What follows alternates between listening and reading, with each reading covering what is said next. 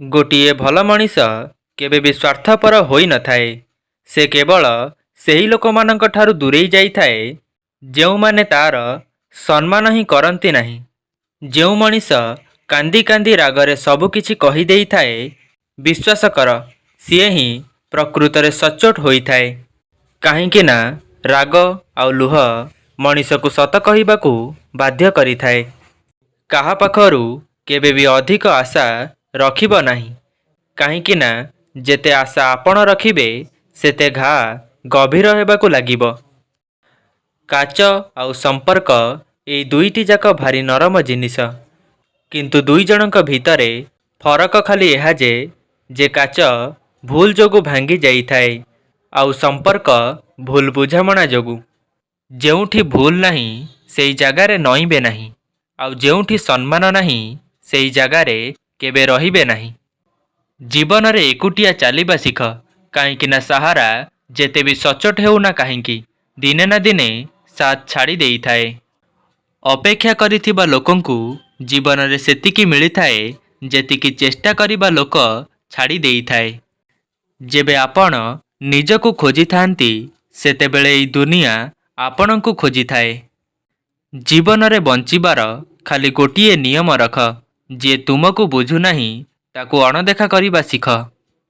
କେହି ଜଣେ ସତ ହିଁ କହିଛନ୍ତି କି ସେଇ ମଣିଷ କେବେ ବି ଆପଣଙ୍କର ମୂଲ୍ୟକୁ ବୁଝିପାରିବ ନାହିଁ ଯାହାର ପାଖେ ପାଖେ ଆପଣ ସବୁବେଳେ ରହିଥାନ୍ତି। ଏକୁଟିଆ ଲଢ଼ିବାକୁ ପଡ଼ିଥାଏ ଏଇ ଜୀବନର ଯୁଦ୍ଧ। ସମସ୍ତେ ଏଠି କେବଳ କହିଥାନ୍ତି, କିନ୍ତୁ କେହି କେବେ ବି ଶୁଣି ନଥାନ୍ତି। ଯିଏ ଆପଣଙ୍କ ରାଗକୁ ସହିକି ବି ଆପଣଙ୍କ ସାଥ ଦେଇଥାଏ, ତାଠାରୁ ଅଧିକ ଭଲ ପାଇବା ଆପଣଙ୍କୁ ଆଉ କେଉଁଠୁ ମିଳିବ ନାହିଁ। ଜୀବନରେ କିଛି ଏମିତି କାମ କର ଯେମିତି ତୁମ ମାତା ପିତା ଭଗବାନଙ୍କ ପାଖରେ ଏହା ପ୍ରାର୍ଥନା କରିବେ, ସବୁ ଜନ୍ମରେ ଆମକୁ ଏପରି ସନ୍ତାନ ପ୍ରାପ୍ତ ହେଉ। କେବେ ବି କାହା ମନରେ କଷ୍ଟ ଦେବ ନାହିଁ, କାହିଁକି ନା ଆପଣଙ୍କ ପାଖରେ ବି ଏକ ମନ ଅଛି। ଯେଉଁଦିନ ଆପଣ ଏହା ଚିନ୍ତା କରିବା ଛାଡ଼ିଦେବେ କି ଲୋକ ମୋ ବିଷୟରେ କ'ଣ ଚିନ୍ତା କରିବେ, ତେବେ ଏହି କଥା ବୁଝିଯାଅ କି ସେଇଦିନଠାରୁ ଆପଣ ଜୀବନର ଆନନ୍ଦ ନେବା ଆରମ୍ଭ କରିଦେଲ। ଆଶାକୁ ବଞ୍ଚେଇକି ରଖ। ଆଜି ହସୁଥିବା ଲୋକ କାଲି ତାଳି ବଜାଇବେ। କିଏ କେବେ କାହାର ଆଉ କେତେ ଆପଣାର ଏହା ଖାଲି ସମୟ ହିଁ କହିଥାଏ। ଯିଏ ନିଜକୁ ବଦଳାଇଥାଏ ସିଏ ହିଁ ଆଗକୁ ହିଁ ବଢ଼ିପାରିଥାଏ। ଯେଉଁ ଲୋକ ଅନ୍ୟର ଚେହେରାରେ ହସ ଦେଖିବାକୁ ଚାହିଁଥାଏ, ଉପରବାଲା ତା ହସକୁ କେବେ ଛଡ଼େଇ ନେଇ ନଥାଏ। ଯଦି କେହି ଆପଣଙ୍କ ଉପରେ କିଛି ଆଶା ରଖିଛି, ତେବେ ଏହା ତାର ପରିସ୍ଥିତି ନୁହେଁ, ଆପଣଙ୍କ ପ୍ରତି ରଖିଥିବା ଅତୁଟ ବିଶ୍ୱାସ ଅଟେ। ଗୋଟିଏ ଘରେ ଏକା ସାଥିରେ ରହିବାକୁ ପରିବାର କୁହାଯାଏ ନାହିଁ, ବରଂ ଜଣେ ଅନ୍ୟ ଜଣଙ୍କୁ ବୁଝିବା, ଜଣେ ଅନ୍ୟ ଜଣଙ୍କର ସାଥ ଦେବା, ଜଣେ ଅନ୍ୟ ଜଣଙ୍କର ଯତ୍ନ ନେବାକୁ ହିଁ ପରିବାର କୁହାଯାଏ। କାହାର ଏତେ ବି ଯତ୍ନ ନିଅ ନାହିଁ ଯେମିତି ସିଏ ଆପଣଙ୍କୁ ଅଣଦେଖା କରିବାକୁ ଲାଗିବ। କାହାକୁ ଦେବା ପାଇଁ ସବୁଠୁ ଭଲ ଉପହାର ହେଉଛି ତାଙ୍କ ଭାବନାକୁ ବୁଝ ଆଉ ତାଙ୍କର ସମ୍ମାନ କର। ଭଗବାନଙ୍କୁ ଯେବେ ବି ମାଗୁଛ ତ ଭଗବାନଙ୍କୁ ହିଁ ମାଗ, କାହିଁକି ନା ଯେବେ ଭଗବାନ ତୁମର ହେବେ ତେବେ ସବୁକିଛି ତୁମର ହିଁ ହେବ। ସମ୍ପର୍କ ସମସ୍ତଙ୍କ ସହ ରଖ, କିନ୍ତୁ ଆଶା କାହା ଉପରେ ବି ରଖ ନାହିଁ। ଅଧିକାଂଶ ମିଛ ଲୋକଙ୍କ କଥା ହିଁ ଆମକୁ ମିଠା ଲାଗିଥାଏ, ଆଉ ସଚ୍ଚୋଟ ଲୋକଙ୍କ କଥା କଟୁ ଲାଗିଥାଏ। କଥା ସଂସ୍କାର ଆଉ ଅଭ୍ୟାସର ହୋଇଥାଏ, ନହେଲେ ଯିଏ ଶୁଣିପାରେ ସିଏ ବି ଶୁଣାଇପାରେ। ସମ୍ପର୍କ କେବେ ବି ଆପେ ଆପେ ଭାଙ୍ଗି ନଥାଏ। ଭୁଲ ବୁଝାମଣା ଆଉ ଅହଙ୍କାର ଯୋଗୁଁ ସମ୍ପର୍କ ଭାଙ୍ଗି ଯାଇଥାଏ। କିଛି ଫରକ ପଡ଼େ ନାହିଁ ଲୋକ ଆପଣଙ୍କ ବିଷୟରେ କ'ଣ ଚିନ୍ତା କରୁଛନ୍ତି। ଫରକ ଖାଲି ଏହି କଥା ଉପରେ ପଡ଼ିଥାଏ କି ଆପଣ ନିଜେ ନିଜ ବିଷୟରେ କ'ଣ ଚିନ୍ତା କରୁଛନ୍ତି। ହାରିବା ଏକ ଶିକ୍ଷା ଅଟେ, ଯାହା ନିଜକୁ ବଦଳାଇବାକୁ ଗୋଟେ ସୁଯୋଗ ଦେଇଥାଏ। ସଙ୍କଟ ସମୟରେ ଧୈର୍ଯ୍ୟ ରଖିବାର ମାନେ ଜାଣ ତୁମେ ଜୀବନର ଅଧା ଯୁଦ୍ଧ ଜିତିଗଲ। ଚିନ୍ତାରୁ କେବଳ ସମସ୍ୟା ସୃଷ୍ଟି ହୋଇଥାଏ।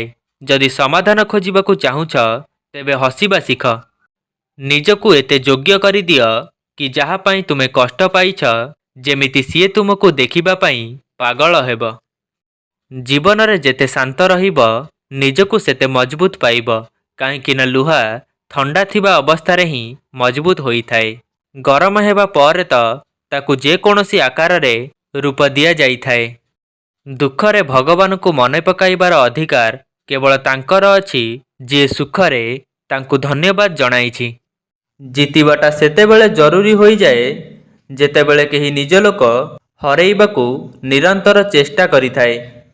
ମୁହଁ ଦେଖି କାହାର ପରିଚୟ କହିହେବ, କିନ୍ତୁ କାହାର ଉଦ୍ଦେଶ୍ୟ ନୁହେଁ। ଦୁନିଆରେ ସମାନ ରାଶି ଥିବା ମଣିଷଙ୍କର ଅଭାବ ନାହିଁ, କିନ୍ତୁ ସମାନ ଘଟଣା ସମାନ ରାଶି ଥିବା ଲୋକଙ୍କ ସହ ହୋଇନଥାଏ। ସେଥିପାଇଁ କର୍ମକୁ ଧ୍ୟାନ ଦିଅନ୍ତୁ, ରାଶିଫଳକୁ ନୁହେଁ। ଶୁଭଚିନ୍ତକ ସିଏ ନୁହେଁ ଯିଏ ସବୁବେଳେ ସାକ୍ଷାତ କରୁଥିବ କି ସବୁଦିନ ତୁମର ଭଲ ମନ୍ଦ ପଚାରୁଥିବ। ଶୁଭଚିନ୍ତକ ତ ସେଇ ହୋଇଥାଏ ଯିଏ ସବୁବେଳେ ତୁମର ମଙ୍ଗଳ କାମନା କରୁଥିବ। ଜୀବନରେ ସବୁ କିଛି ଠିକ୍ ହୋଇନଥାଏ, କିଛି ଭୁଲ ବି ହୋଇଥାଏ ଏବଂ ତାକୁ ସୁଧାରିବାର ସୁଯୋଗ ବି ମିଳେ। ଏବେ ତୁମ ଉପରେ ନିର୍ଭର କରିଥାଏ ତୁମେ ଭୁଲ କରି ସୁଯୋଗକୁ ହରେଇ ଦେବ ନା ଭୁଲକୁ ସଂଶୋଧନ କରି ଜୀବନରେ ଆଗକୁ ବଢ଼ିବ। ସତ ଶୁଣିବା ସମସ୍ତଙ୍କର ପସନ୍ଦ ହୋଇଥାଏ, କିନ୍ତୁ କେହି ସତ କହିବାକୁ ପସନ୍ଦ କରନ୍ତି ନାହିଁ। ଅତୀତ ଝଡ଼ି ଯାଇଥିବା ଫୁଲ ପରି, ଯାହା ପୁଣି ଥରେ ଗଛକୁ ଫେରି ପାରିବ ନାହିଁ। ସେଥିପାଇଁ ଅତୀତର ବିଚାରକୁ ଛାଡ଼ି ବର୍ତ୍ତମାନରେ ବଞ୍ଚିବା ଶିଖନ୍ତୁ। ସେହି ଝିଅର ପ୍ରେମ କେବେ ମିଛ ହୋଇନଥାଏ ଯିଏ ଏହି କଥା ପୁଅଟିକୁ କହିଥାଏ, ତୁମ ପାଖରେ ଟଙ୍କା ଥାଉ କି ନଥାଉ, ମୁଁ ସବୁ ପରିସ୍ଥିତିରେ ତୁମ ସହିତ ରହିବି। କେତେ ବି ଚେଷ୍ଟା କର ରୋକିବାକୁ, ତଥାପି ସେମିତି ଚାଲିଥାଏ। ଇଏ ସମୟ ବଦଳିବ ନିଶ୍ଚୟ। ସତ ଏକ ଏପରି ଅପରେସନ୍ ଯାହା ଯନ୍ତ୍ରଣା ଦିଏ କିନ୍ତୁ ଆରୋଗ୍ୟ ବି କରେ।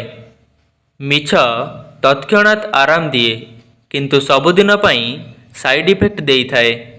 ଈଶ୍ୱର କାହାକୁ ଦଣ୍ଡ ଦିଅନ୍ତି ନାହିଁ, ତାହା ତ କର୍ମର ଫଳ ହୋଇଥାଏ, ଯାହା କର୍ମ ପାଇଁ ଭୋଗିବାକୁ ପଡ଼ିଥାଏ। ସବୁ କଥାକୁ ଯଦି ହୃଦୟରେ ନେବ, ତେବେ ଜୀବନରୁ ଦୁଃଖ କେବେ ସରିବ ନାହିଁ। ଯିଏ ଯେମିତି ତା ସହ ବି ସେମିତି ହେବା ଶିଖ। ଅତୀତକୁ ଭାବି କେବେ ମନ ଦୁଃଖ କର ନାହିଁ। ବର୍ତ୍ତମାନକୁ ନେଇ କେବେ ଗର୍ବ କର ନାହିଁ। ଭବିଷ୍ୟତକୁ ନେଇ ଚିନ୍ତା କର ନାହିଁ। କେବଳ କର୍ମ କରିଚାଲନ୍ତୁ, କାହିଁକି ନା ଈଶ୍ୱର ଯାହା କରନ୍ତି ପ୍ରାଣୀର ମଙ୍ଗଳ ପାଇଁ। କିଛି ଲୋକ ନୀରବ ରହି ବହୁତ କିଛି କହିଯାଆନ୍ତି। କିଛି ଲୋକ ବହୁତ କିଛି କୁହନ୍ତି ତଥାପି କହିବା କଥା କହିପାରନ୍ତି ନାହିଁ। କିଛି ଲୋକ କେବଳ ମୁହଁ ଦେଖି ଅନେକ କିଛି ବୁଝିଯାଆନ୍ତି। ଆଉ କିଛି ଲୋକ ସବୁ ଦେଖି ସବୁ ଶୁଣି ତଥାପି ବି କିଛି ବୁଝିପାରନ୍ତି ନାହିଁ। ଏହି ତିନୋଟି ଜିନିଷ ଭାଙ୍ଗିଗଲେ ମଣିଷ ଭିତରୁ ଭାଙ୍ଗି ଯାଇଥାଏ, ବିଶ୍ୱାସ, ଭରସା ଏବଂ ହୃଦୟ। ଯଦି ଆପଣମାନଙ୍କୁ ଏହି ଭିଡ଼ିଓଟି ଭଲ ଲାଗିଛି ତେବେ ଲାଇକ୍, ସେୟାର ଏବଂ କମେଣ୍ଟ କରନ୍ତୁ। ଏହିଭଳି ମୋଟିଭେଶନାଲ ଭିଡ଼ିଓ ଦେଖିବା ପାଇଁ ଆମ ଚ୍ୟାନେଲକୁ ସବସ୍କ୍ରାଇବ୍ କରନ୍ତୁ। ଧନ୍ୟବାଦ।